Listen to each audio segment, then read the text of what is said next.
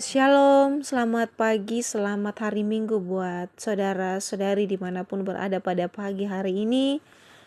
Selamat berjumpa melalui renungan harian Toraya hari Minggu tanggal 13 Agustus tahun 2023. Kita akan mendengarkan firman Tuhan yang sudah dipersiapkan dari Mazmur pasal 85 ayat 9 sampai 14.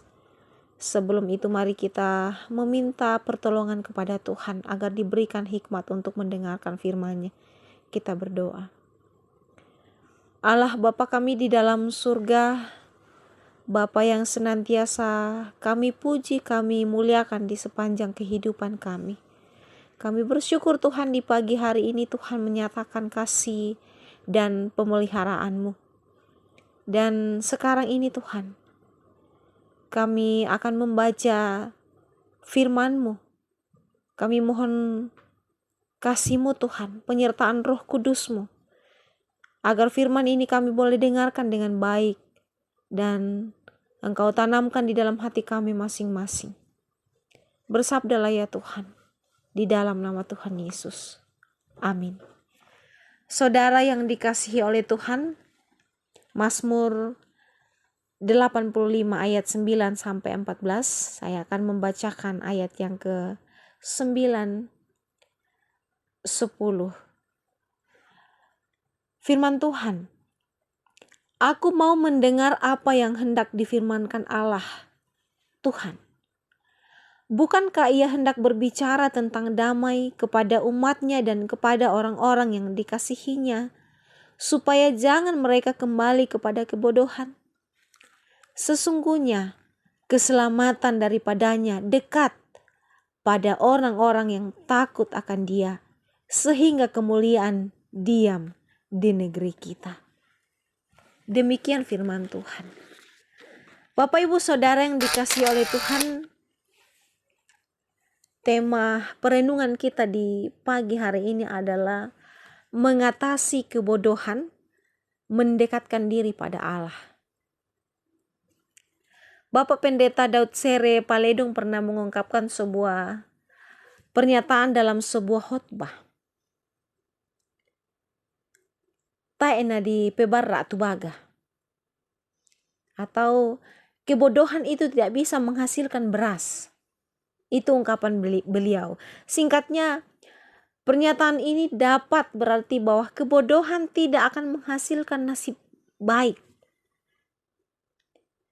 Penggalan kedua Mazmur 80 ini dimulai dengan peringatan bagi bangsa Israel untuk tidak kembali kepada kebodohan. Mazmur ini saudara-saudara ditulis dalam situasi ketika bangsa Israel kembali dari pembuangan di Persia. Pemazmur menegaskan bahwa nasib sial yang terjadi pada bangsa Israel semata-mata karena kebodohan mereka sendiri.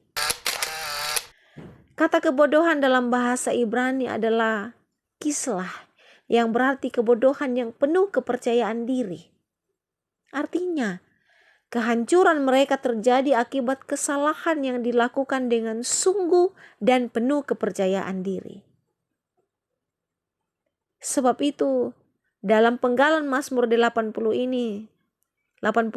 ini saudara-saudara, pemazmur menasihatkan bahwa kebodohan itu dapat diatasi dengan mendekatkan diri dan takut kepada Allah.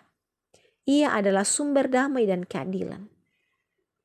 Pemulihan bangsa Israel pasca pembuangan adalah dengan mendekatkan diri dan mendengar Ia yang adalah Sang Hidup. Amin. Mari kita berdoa. Bapa di dalam sorga, kami sungguh berterima kasih Tuhan telah diperdengarkan oleh firman-Mu.